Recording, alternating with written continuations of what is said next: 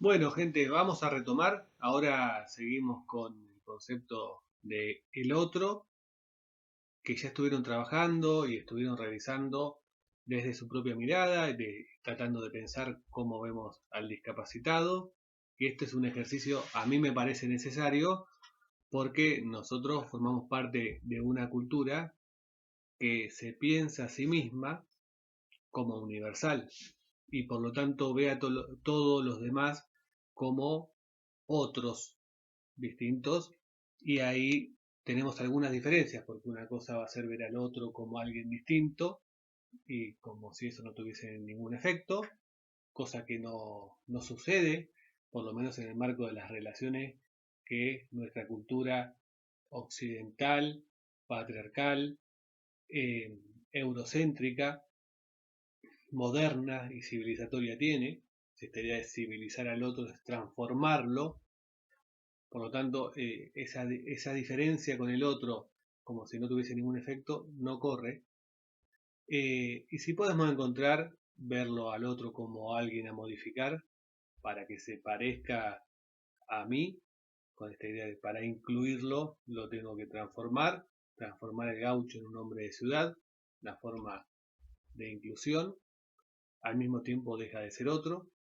¿Qué me pasa con esa mirada de entre el, la modificación del otro y el reconocimiento de, de su otredad, y desde qué lugar me paro yo, o de qué lugar se para mi cultura, o el otro como algo tan excéntrico que no merece ser humano, el otro como peligroso que hay que eliminar. Esto en el marco de las culturas, como es la cultura europea con la cultura americana, en estas relaciones de sometimiento, pero también en el día a día como nosotros nos posicionamos también desde un lugar de superioridad, o cómo somos, en todo caso, inferiorizados. Parece una cuestión interesante ver cómo se distribuyen espacios en una suerte de mapa imaginario y pensar qué lugares vamos habitando y cómo vamos habitando esos lugares para pensarnos junto con otros, sobre todo en el marco de las personas con discapacidad. Esto de tener que aclararlo, fíjense cómo vamos pasando del discapacitado a personas con discapacidad, pero sin embargo los marcamos como los distintos son otros. Bueno, vamos a retomar algunas cosas. Hay una cita de Foucault que me interesaba, que dice: lo que para una cultura es a la vez interior y extraño, debe por ello excluirse para conjurar un peligro interior, pero encerrándolo para reducir su alteridad. En este caso él lo está pensando en términos de la locura, y la locura es desconocida y es peligrosa, y no se la aleja al exterior, se la aleja encerrándola, atrapándola. Y las sociedades disciplinarias, es decir, las sociedades que en el formato modernizador o civilizatorio, desde después de la Revolución Francesa y después de la Revolución Industrial hasta más o menos 1870, que llamamos sociedades disciplinarias, tenían un modo de gobernar a la población básicamente a través del encierro. Lo mismo podemos pensar con la discapacidad. Bien, o en todo caso podemos seguir pensando si la locura es una forma de discapacidad. Que lo sea o no lo sea va a tener que ver con el modo en que parte de la sociedad define qué es un loco o qué es un discapacitado. Pero en ambos casos aparecen como dos extraños que no tienen voz, que hay que hablar por ellos. Es una forma de negarlos. Como el otro no habla y yo hablo por él, esa otredad queda anulada. Es una forma de eliminación, por lo menos simbólicas. Y a veces no solo simbólicas. Ya veremos algunos casos cuando planteemos en la línea de lo dicho en el video anterior, la línea que divide lo humano de lo no humano con el racismo, cómo puede quedar, cómo tenemos entrampamientos y eliminaciones que no son solo del orden de lo simbólico. Me interesa ahora que escuchemos un poco a Carlos Escliar, en este caso en un fragmento de 3 minutos, en el que va a hablar de la presencia, ¿sí?, y la existencia. Y yo lo ato con la cuestión de el otro, para que pensemos también cómo nos vemos en principio nosotros, para no hacer tanto el ejercicio con los demás. Bueno, cómo nos vemos, cómo estamos acá, transitando esta cuarentena, si estamos presentes o estamos existiendo en los espacios de formación. Bueno, escuchémoslo un poco y luego seguimos. Repito, como ha pasado en muchos lados, se trata apenas de un juego de presencias. Algo así como decir, bien, ya estamos todos, ahora volvamos a las pedagogías más tradicionales. Y de lo que se trata es que si en realidad hay una buena presencia, la gran cuestión ahora, el gran desafío que tenemos por delante es cómo esa pedagogía se vuelve interesante para cada existencia y no tanto para cada presencia. Con la inclusión nos ha pasado que efectivamente los destinatarios, los sujetos, las personas concretas nos dicen, y sobre eso estamos trabajando mucho a partir de relatos de personas que han pasado proyectos de inclusión, que efectivamente han estado allí, pero no necesariamente, lo voy a decir mal, han sido allí. Si se comprende, lo que de alguna manera esos testimonios nos indican es que una cosa es estar y otra cosa es ser. ¿Cuántos de los proyectos educativos nuevos han insistido en el estar, pero qué hacemos con ese ser en el estar educativo? Empezar por una pregunta casi shakespeariana parece ser un poco raro con las urgencias que tenemos, pero quieren que les diga, yo les confieso, no conozco mayor urgencia que la existencia de alguien. No conozco. No conozco mayor preocupación que preguntarme por la existencia de un otro que no soy yo. No la conozco. Por eso necesariamente me pongo en esta perspectiva. No quiero decir que ustedes deban seguir esta línea, sino que digo que a lo que hemos hecho a propósito de la presencia, hoy no estaría mal darle unas vueltas muy serias al tema de las existencias, algo así como las existencias escolares, no tanto como fantasmas, sino verdaderas existencias.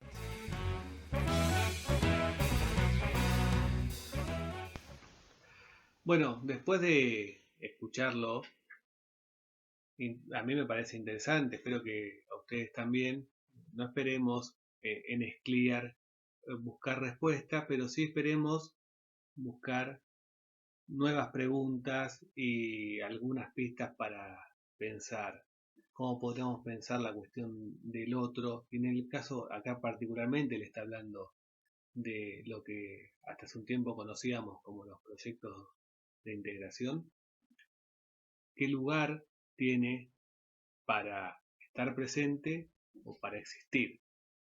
Bien, hasta podríamos decir que estar presente es una forma de domesticación del otro y de entrampamiento del otro, de que haga lo que nosotros necesitamos para estar tranquilos, que está saliendo de una situación en la que no queremos que esté dejando de ser lo que es para que sea lo que necesitamos que sea. Y si eso no estaría negando la existencia. Acá tal vez no vale la pena ser taxativo, es decir, esto es negar, esto no, pero podríamos preguntarnos si hay algo ahí de negar la existencia, qué nos pasa a nosotros como estudiantes, como profesionales, cuando estamos en proyectos educativos en los que sentimos que pasamos simplemente, pero que no, no nos marca, no estamos siendo en ese trabajo. Y por eso pensaba que en épocas de aislamiento social preventivo y obligatorio, vale también preguntarse cuál es la urgencia de las instituciones educativas. Bueno, que el otro sea, que nos estamos preguntando acerca de qué les pasa a los estudiantes en este momento, nos estamos preocupando por enseñar, nos estamos preocupando por evaluar, por controlar que hagan las actividades, por controlar que estén presentes. ¿Qué nos preocupa? ¿No? ¿A qué momento, qué lugar en nuestras preocupaciones ocupa la existencia del otro? La propuesta para la semana que viene es trabajar un texto de Carlos Escliar que se llama "Y si el otro no estuviera ahí". Es un texto que tiene, me resisto a decir complicado, no es un texto que se lea a la ligera, eso es cierto, es un texto que tiene muchas menciones a otras cuestiones que tal vez nos exceden un poco, por lo menos me exceden a mí, pero que yo lo sostengo porque nos ayuda a pensar como una cartografía del otro, distintas formas de ser nombrado al otro. Le voy a pedir es que intenten leer para la semana que viene el punto 1, 2 y 3. Bien, y acá quiero anticiparle algunas de las cuestiones que van a encontrar.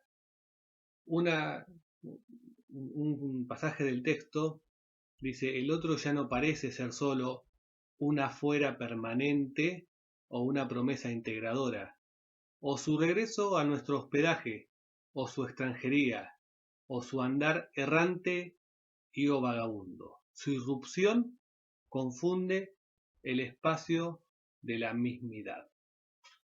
Bien, en el texto aparece un quiebre entre dos modelos de sociedad, dos formas de organización. Una sociedad disciplinaria, como les había mencionado antes, y una sociedad de control. Y eso va a tener impacto en cómo se piensa al otro dentro de cada una de estas sociedades, porque son dos modelos distintos dentro del orden de producción capitalista, que va a privilegiar un tipo de relaciones en detrimento de otro. Y desde ahí podemos pensar también cuál es el mapa, cuál es la cartografía, cuáles son los espacios del otro. Parecía que un modelo disciplinario lo que buscaba era atrapar al otro, marcarlo, rotularlo y tenerlo funcionando dentro de los parámetros esperables en instituciones específicas para ese funcionamiento. Tal vez en la sociedad de control, podemos decir la sociedad actual, se modifican esas relaciones y el instrumento de control ya no es el encierro en instituciones. ¿Es el otro solo un otro dentro de un espacio vigilado, controlado, determinado por los férreos disciplinamientos individuales y colectivos? ¿Es el otro únicamente la representación de un cuerpo y el cuerpo mismo dócil, entrenable, perfeccionable? Bien, acá a lo que me remite es a pensar al modelo disciplinario desde que se piensa al otro. al tratamiento de la locura, por ejemplo, el tratamiento de la discapacidad, en el auge de la clínica, de la sanación, de modos de pensar en el que, por ejemplo, la homosexualidad era considerada una enfermedad, y hay algunos otros que aún la sostienen. Por lo tanto, todo comportamiento desviado debería ser corregido, y la sociedad sabía cómo corregir esos desviamientos, teniendo una mirada ortopédica o reeducativa, de la que la psicopedagogía ha tomado mucho, por lo menos en sus primeras etapas. Vamos a tomar otro fragmento de Scliar para pensar de qué modo se ejercen estos modelos de atrapamiento del otro.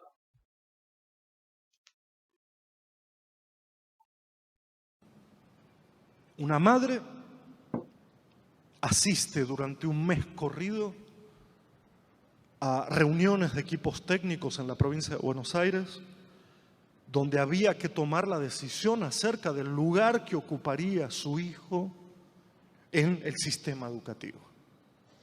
Que sí, que no, que habría que mirarlo de esta manera, que los profesionales, que cada uno, y la madre quieta, esperando, un mes con las pruebas sobre la mesa, como si hubiera un juicio al niño y a la familia, como si de lo que se tratara es de juzgar quién es el otro para ver entonces qué le damos.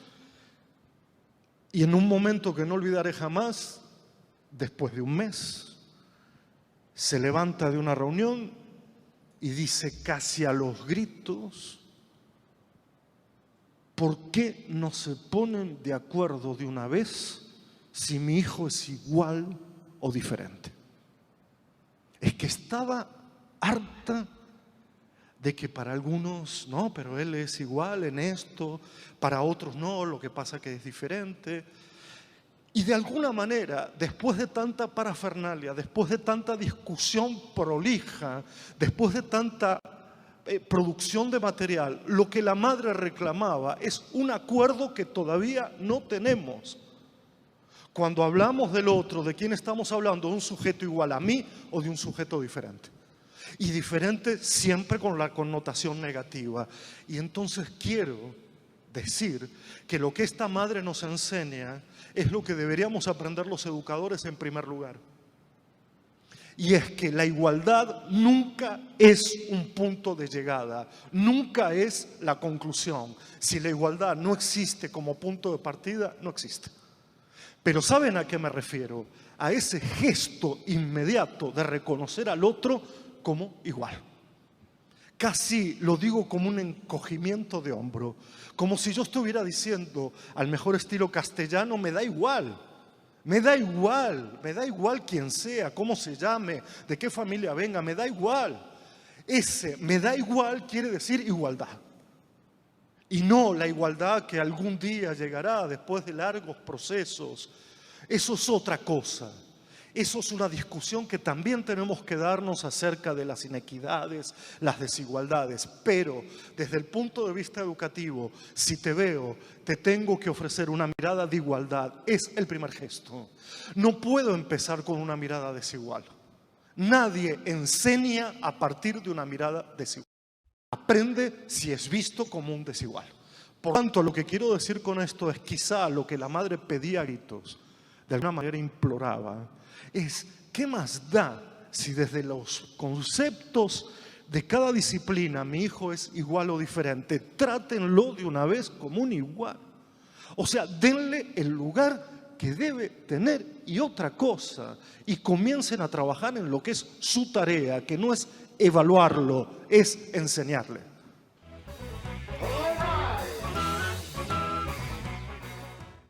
Bien, bueno, muchas cosas surgen a partir de lo que menciona Scliar, sobre todo lo que tiene que ver con la mirada de la técnica para atrapar al otro. Bien, por eso digo, esta pregunta vale si el otro es la representación de un cuerpo entrenable, perfeccionable. Para pensar esta mesa a la que él aludía, en la que los profesionales se sentaban a hablar del otro, tal vez finalmente terminaba poniéndolo en el lugar de objeto, bien, y nunca en el lugar de igualdad. Todas las estrategias que tenía la sociedad de fines del siglo XIX, principios del siglo XX y que aún hoy perduran, tenían como objetivo alcanzar la igualdad, por lo menos en el discurso, pero siempre en un punto de llegada. De hecho, la escuela estaba pensada así, como un punto de llegada para la igualdad. Así que ahí tenemos una punta para pensarlo. ¿Bien? Acá quería marcar alguna cuestión en relación a esta sociedad de control, hacia la sociedad anterior, o el capitalismo industrial y el capitalismo de mercado, el capitalismo financiero que tenemos hoy. Y yo insisto con la cuestión del capitalismo porque de acuerdo al modo de producción que tenemos, se organizan las instituciones que le dan legitimidad, le dan consenso a ese tipo de Estado y construyen hegemonía alrededor de eso. Dice Scliar, a diferencia de la cartografía anterior, la sociedad de control está representada a través de un despliegue de una espiral de modulación y de una red con agujeros, que determina tres zonas. La de modulación o la zona de inclusión, es decir, estar incluido, estar dentro, la de la vulnerabilidad y por último la de exclusión. Con ciertas estrategias para que quien está en la zona de vulnerabilidad tenga miedo de caer en la de exclusión y tenga apetencias de entrar a la zona de modulación, pero que tiene agujeros, ¿bien? Y la gente, los que habitan, por decirlo así, en esto que están ubicados cerca de la zona de modulación, tengan miedo de caer en la zona de vulnerabilidad. La zona de exclusión está permanentemente ahí como un lugar de expulsión de lo social en el que algunos nacen y nunca van a entrar. De modo, por ejemplo, veíamos el video de Santa Cruz, decía que era negra, le decían negra, trató de dejar de ser negra, pero seguía escuchando esas voces que le decían negra. Estar en la zona de exclusión deja marcas indelebles. ¿Bien? Y esta también podemos pensar la idea de los agujeros porque como la exclusión es una construcción social, es decir, nadie nace excluido en términos biológicos, también podemos pensar que la inclusión lo es y no habría posibilidad de inclusión si no hay exclusión. Entonces están mutuamente determinadas estas zonas. Para que exista la zona de modulación necesitamos una zona de exclusión. Si esto fuera así, el problema de la exclusión no se soluciona incluyendo, sino modificando las condiciones que generan que haya zonas de inclusión y zonas de exclusión. Pero bueno, digo, esto no es una sentencia, sino vamos a pensarlo, digamos. Podríamos decir que una persona con discapacidad está per se solamente por tener discapacidad en alguna de estas tres zonas. Bien, se abandona la vigilancia del cuerpo individual, la intromisión en su biografía, en su historia, con el propósito de hacer de él, por ejemplo, un buen trabajador, un buen hijo, un buen padre, un buen ciudadano, un buen alumno, y se comienzan a administrar otros perfiles, otros matices. Es decir, la sociedad disciplinaria o la sociedad, al dejar el modelo disciplinario, abandona este formato, esta idea de, por ejemplo, tratar la locura encerrándola, ¿bien? Y la tríada, retomo la lectura, modulación, ¿se acuerdan del módulo de inclusión? Control, exclusión, parece ir desplazando del escenario al binomio disciplinamiento-inclusión. La sociedad disciplinaria que tenía un modelo de control de los cuerpos, de gobierno de los cuerpos, con el propósito de incluir. Hay que ver cómo pensaban la inclusión, pero por eso decía, la inclusión venía después. Este modelo parece dejar librado esto a la suerte de los sujetos. Y esta tríada la pueden retomar en el video El Otro de Mentira la Verdad. Bien, avanzando con el texto Y si el otro no estuviera allí, Scliar va a dar tres imágenes como para pensar al otro. El otro desde la espacialidad colonial, y habla del otro maléfico y la invención maléfica del otro, que tiene que ver con la idea de colonizar al otro, que puede ser hasta un contrasentido. Colonizar al otro es negarle su carácter de otro. La espacialidad multicultural, el otro en relación, tuyo, nosotros, ellos, es un otro en el que se reconocen distintas culturas, y hay algunas críticas a esta idea de lo multicultural, que la van a encontrar en el texto. Y la tercera imagen es el de la o las espacialidades de las diferencias. En qué espacio se juega esa diferencia. El otro irreductible, la distancia del otro, su misterio y a la vez el espacio de la mismidad como siendo rehén del otro.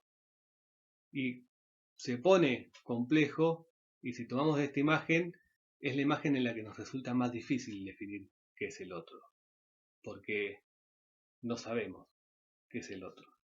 Tal vez no saberlo es una habilitación a pensar en el otro. Por eso les digo, vayan tranquilas con el texto, vayan masticándolo, tómense, denle un tiempo, no es una lectura a la ligera, y traten de avanzar para el jueves próximo, el jueves 14, con los 3 primeros puntos de ese texto. Si pueden avanzar más, avancen más, pero por lo menos hasta esos 3 primeros puntos. Luego nosotros vamos a ir metiéndonos en cada una de estas 3 imágenes que presenta Scliar.